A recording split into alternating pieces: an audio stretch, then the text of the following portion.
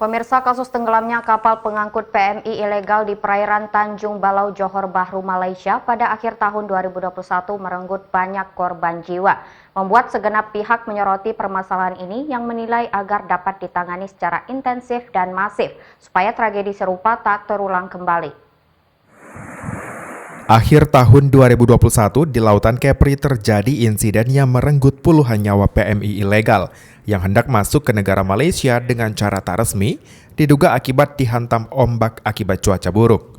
Membuat kapal yang ditumpangi para PMI karam hingga menewaskan puluhan nyawa yang hendak mencari rezeki di Malaysia. Atas insiden ini, Pelabuhan Tikus yang diduga kerap menjadi poin keberangkatan bagi PMI ilegal, kini aktivitas ditutup oleh aparat penegak hukum, pasca terjadi tewasnya puluhan nyawa PMI ilegal beberapa minggu silam. Atas insiden ini, tak luput dari sorotan salah satu pengamat ekonomi di Kepri yang juga mantan Ketua Komisi 2 Bidang Ekonomi DPRD Kepri, Ing Iskandar Syah. Dirinya melihat dari sisi yang berbeda terkait solusi penanganan PMI ilegal, bahwa masalah ini seharusnya diselesaikan pada hulu permasalahannya akibat rendahnya lapangan pekerjaan, terkhusus bagi putra tempatan, sehingga Kepri menjadi suatu daerah dengan angka persentase pengangguran yang tinggi di Indonesia sekitar 11%. Menurut Iskandar Syah, memberikan lapangan pekerjaan adalah solusi terbaik bagi masalah ini dan diikuti solusi lainnya seperti pelatihan skill kerja hingga memantapkan UKM di Kepri misalnya. Peraturan yang sudah disampaikan oleh pemerintah bagaimana prosedural kalau kita ingin bekerja ke Malaysia. Tapi saya ingin lihat dari sisi lain.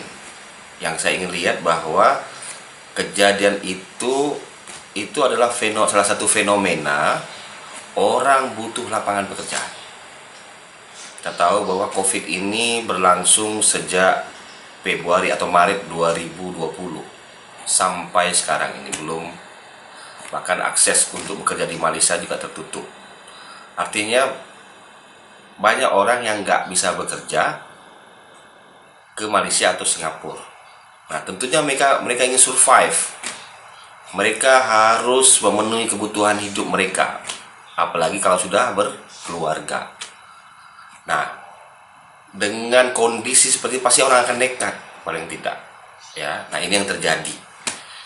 Jadi secara tidak langsung sebenarnya pemerintah juga harus bertanggung jawab, ya, bahwa kejadian ini, ya, menjelaskan kepada kita. Orang butuh kerja, butuh lapangan pekerjaan. Kita harus cari solusinya.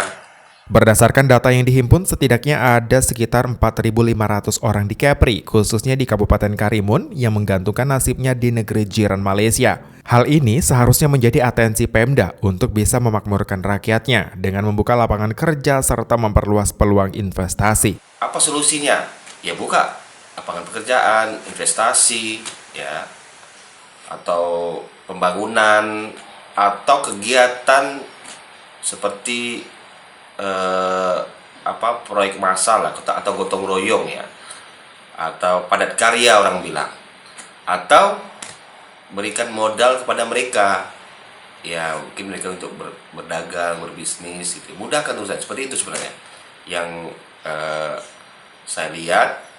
Dan kita tahu bahwa Kepri, khusus Karimun, ya, Karimun itu menurut saya ada sekitar 4.500 orang yang mencari nafkah di Malaysia, terutama di pulau-pulau itu banyak sekali.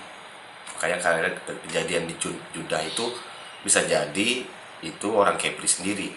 Kondisi pandemi yang terjadi selama 2 tahun belakangan memang menjadi pemicu merosotnya ekonomi, sehingga setiap pribadi harus berjuang dan bertahan demi kelangsungan hidup. Semestinya dapat didukung oleh pemerintah dan pihak swasta, sehingga rakyat tak perlu lagi mencari nafkah di negeri jiran. Muhammad Nazarullah, GoTV News melaporkan.